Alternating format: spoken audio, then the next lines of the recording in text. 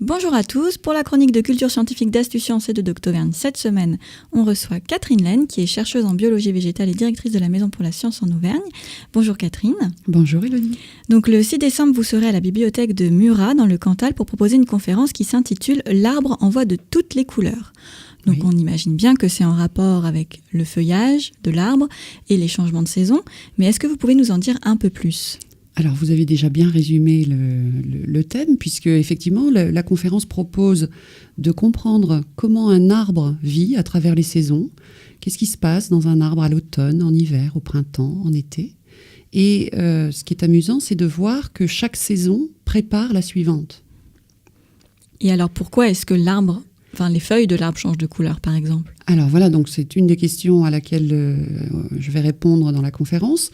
En 2 mots, les feuilles changent de couleur à l'automne parce qu'elles perdent leur vert, qui est en fait lié à la présence des chlorophylles. Les chlorophylles sont démantelés à l'automne et lorsqu'elles sont démantelées, se révèlent les autres pigments présents dans la feuille qu'on ne voit pas habituellement, le jaune et le orange. Mais il y a plein d'autres choses aussi qui se passent à ce moment-là. Et alors pourquoi certains arbres, eux, gardent leur feuillage ? Alors effectivement, il y a des arbres qui gardent leur feuillage, on appelle ça des arbres s'impervirants.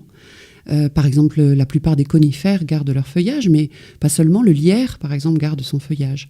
Alors les feuilles persistent parce qu'elles ont une durée de vie plus longue que quelques mois, comme chez les feuillus. Elles peuvent vivre plusieurs années et elles vont quand même tomber, mais de manière non synchrone. Un peu comme les cheveux que l'on perd tous les jours. Donc, il y a toujours des feuilles présentes, toujours un feuillage présent sur les branches. Et ces feuilles, elles restent présentes parce qu'elles sont blindées, elles sont équipées pour résister au froid de l'hiver et pour résister à la déshydratation, à la perte d'eau, qui est en général liée à l'arrivée du froid. Alors, vous expliquez cela de manière assez simple. La conférence est-elle tout public ? Oui, absolument. Donc c'est un de mes credos, c'est de pouvoir proposer des faits de science, mais expliqués pour tous, du plus jeune jusqu'au plus âgé. Alors le plus jeune, peut-être qu'il ne comprendra pas tout, mais s'il est accompagné par son papa ou sa maman, normalement, pour l'adulte, là, il devrait tout comprendre et pouvoir réexpliquer certaines choses si l'enfant n'a pas tout compris. Surtout que nous précisons qu'en plus de la conférence, il y aura à la médiathèque une exposition intitulée « Au pied de mon arbre » qui est à destination du jeune public, donc qui pourra peut-être arriver en complément de cette conférence. Oui, formidable. En tout cas, merci beaucoup.